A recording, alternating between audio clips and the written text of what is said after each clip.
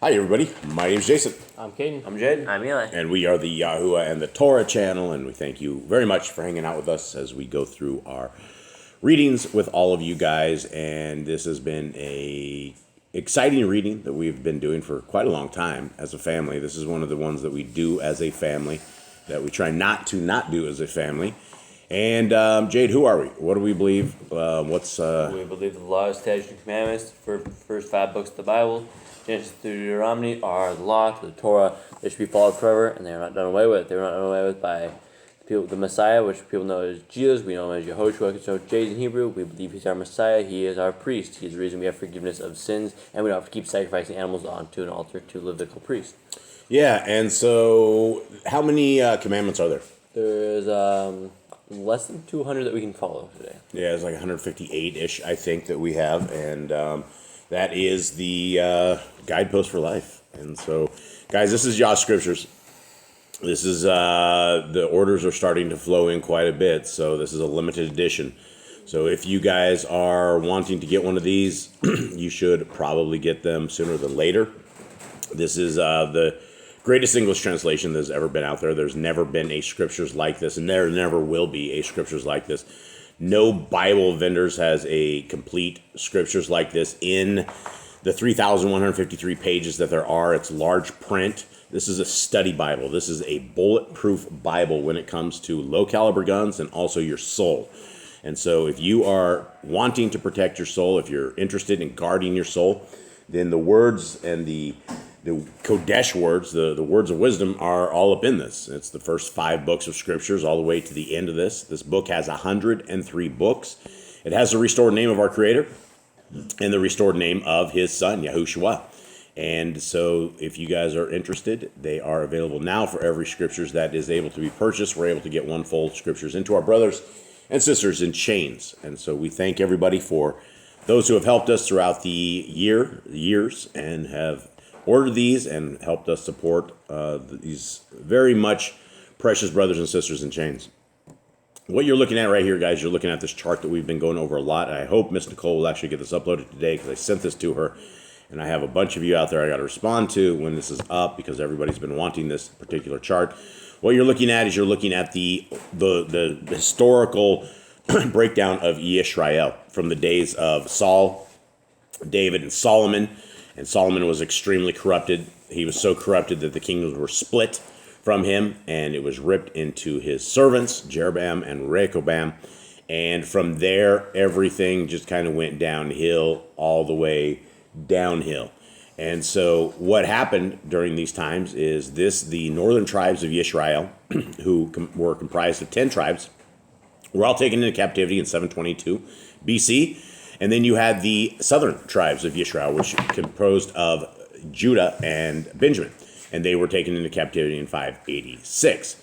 Now we're going back a little bit in time, because we're going into the book of Isaiah, and Isaiah was prophesying to both kingdoms, to the southern and to the northern kingdom, when he was prophesying. And there's a lot of stuff that's coming out of Isaiah that is future, the stuff that we see that will be in the future. At a later date. Good morning, everybody. How you guys doing? Good. Everyone alive? Yep. You guys ready for some dog baths today? Yep. Good. All right. Okay, here we go. Isaiah 5. Jay, do we have anything from prior to this? It's just prophecy of Israel getting destroyed, and then we get future prophecy when Yahuwah reigns over his people and restores the land. All right, so let's roll. Please let me sing to the one I love, a song for my loved one regarding his vineyard.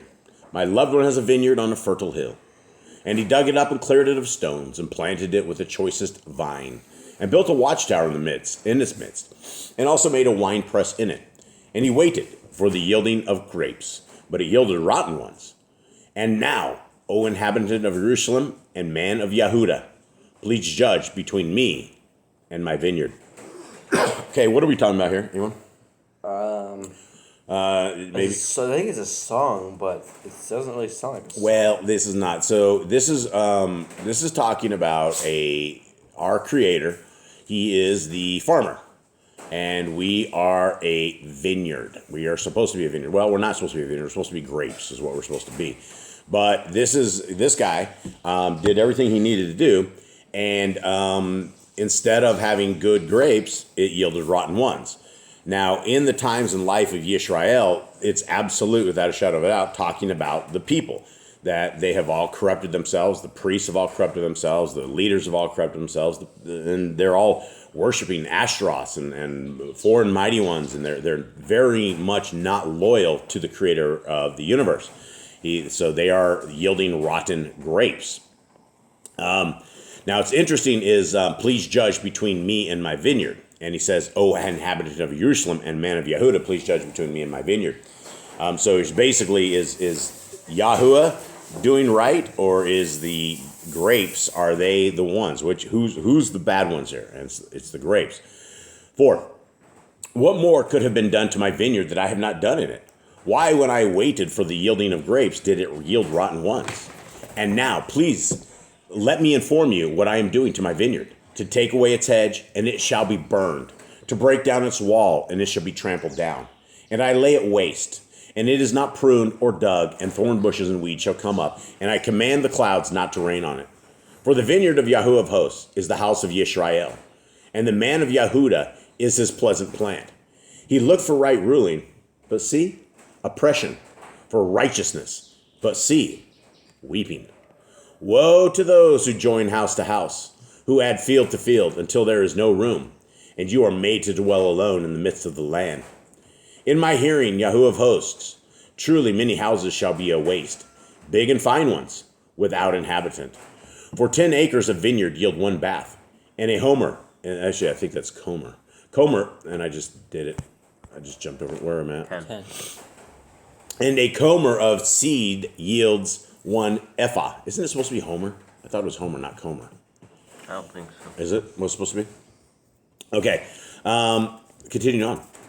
Woe to those who rise early in the morning, pursuing strong drink, who stay up late at night. Wine inflames them, and the lyre, and the lyre, and the harp, and the tambourine and flute, and wine are in their feasts, but they do not regard the deeds of Yahuwah, nor see the work of his hands.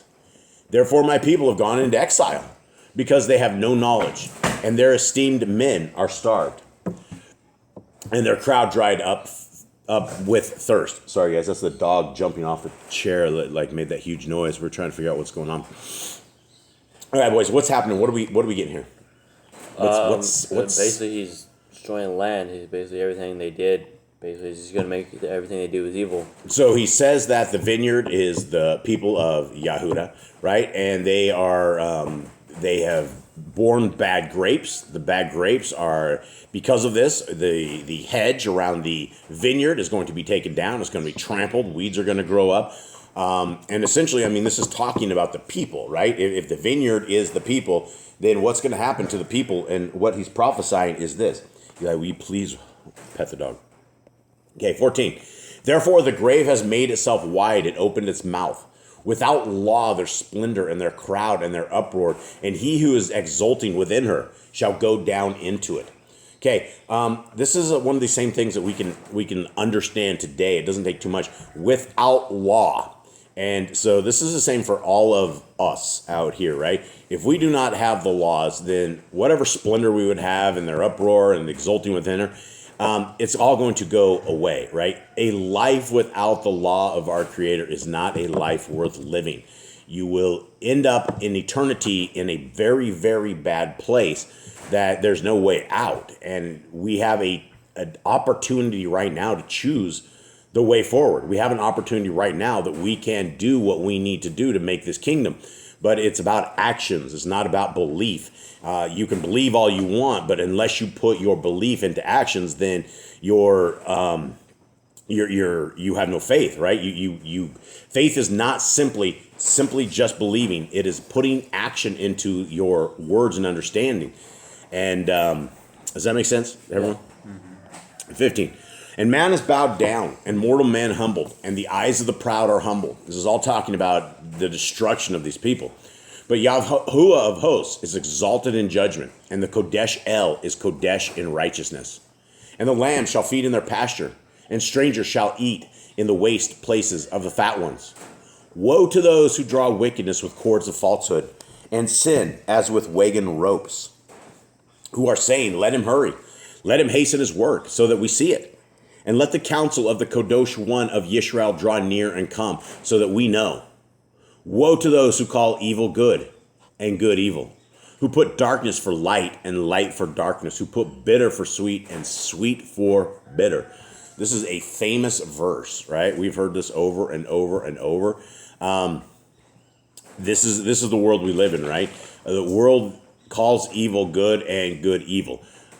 You can look over in the Middle East right now, and you can look at what cannot be described as more of like literally the first live stream genocide that we've ever had in our life. And you have the North America that's throwing billions and billions and billions of dollars into weapons and ways that Yisrael is doing what it is doing right now. And these verses, right? Whoa, who calling evil good and good evil and puts darkness for light and light for darkness. Everything that's going on over there is very evil right now. Very, very evil. 21. Woe to those who are wise in their own eyes and clever in their own sight. Woe to the mighty. Woe to the mighty to drink wine and brave men to mix strong drink, who declare right the wicked for a bribe and the righteousness of the righteous they turn aside from him. Therefore, as a tongue of fire devours the stubble and a flame consumes the chaff, their root is as rottenness, and their blossom goes up like dust, because they have rejected the Torah of Yahuwah of hosts and despised the word of the Kadosh One of Yisrael. Okay, I want to stop and talk on this thing real quick, because this is the world that we live in right now, right? There's very, very, very, very few people that accept the Torah. And you have, just in Christianity alone, there's 41,000 of different denominations of Christianity alone. That doesn't take in the various different denominations of Hinduism and Judaism, and there's billions of different religions out there, and they all reject the Torah. They don't care. And the motto of the Christians is that once saved, always saved. Jesus fulfilled the law so that we don't have to. All food has been made clean. I see these arguments every single day, and it comes from people who never read their scriptures. They have no idea that our scriptures contain the words of life, and they've rejected the Torah of hosts and despised the word of the Kadosh One of Yisrael. And so this is what we don't want us to be, guys. We don't want to be those people. Therefore, the displeasure of Yahuwah has burned against his people, and he stretches out his hand against them and smites them, and the mountains tremble, and their carcass is as filth in the middle of the streets. With all this, his displeasure has not turned back, and his hand is still stretched out. So basically, they're being destroyed, they're being thrown about, their carcasses in the middle of the streets, but yet that doesn't suit Yah enough for this type of judgment. It's got to be completely gone. 26, and he shall lift up a banner to the nations from afar, and shall whistle to them from the end of the earth. And see, they come with speed, swiftly. Not one of them is weary or stumbling. Not one slumbers or sleeps. Not a belt shall be loosened on their loins, nor the thong of their sandals be broken. Their arrows are sharp, and all their bows bent. Their horses' hooves shall seem like flint, and their wheels like a whirlwind. Their roar is that of a lion. They roar like young lions, and they growl and seize prey and slip away with no one to rescue. And in that day they shall growl over it as the growling of the sea. And one shall look at the earth and see darkness and distress, and light shall be darkened by the clouds. All right, what's happening here? What are we hearing about all this, guys? So bad thing. Everything bad is happening. Judgment. This is things you wouldn't want to happen to you, and it's going to happen to them. Well, it already did, but they don't know yet. Right, and so this has already happened to their sisters, who were the northern tribes of Israel, and they never returned. They have been dispersed across the four corners of these plains, and these are potentially the people that all of us could be. All we have to do to come into covenant with our Creator is to obey the laws, statutes, and commandments. And I will tell you, they are very easy to obey. They are very beautiful. They are simple commands. They are life-changing. They will keep you alive. They'll keep you healthy. They will keep you spiritually rich. You will be completely rich spiritually. Even though we may be dead, broke, poor here on this land, it doesn't matter, because we're here to be stacking up our chips in the Shamayim, in heaven.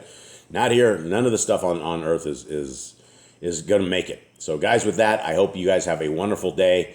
We love you all. Much love, and we're out. All right, shalom.